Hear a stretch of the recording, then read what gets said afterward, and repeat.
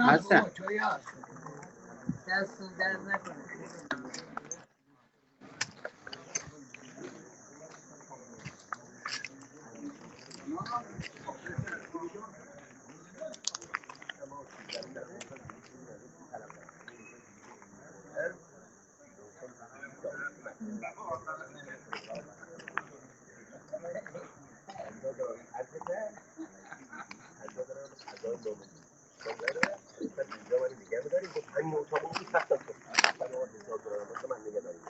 وسایل هم تو تاقه ماندم گفتم همون برات من رفتم اون وسایل هم مال شما بریم من نمیام اونجا.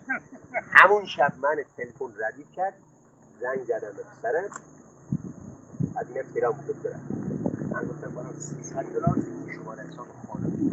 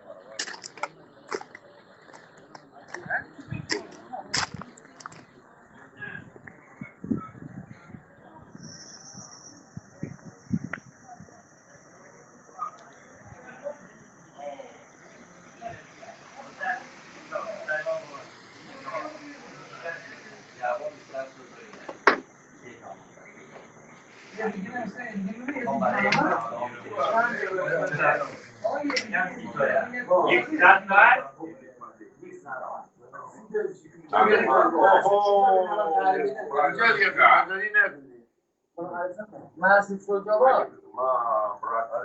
Kalau Harus bersama Pak. oh tersana muhtar. Berarti praktiska. O zaman o şekilde.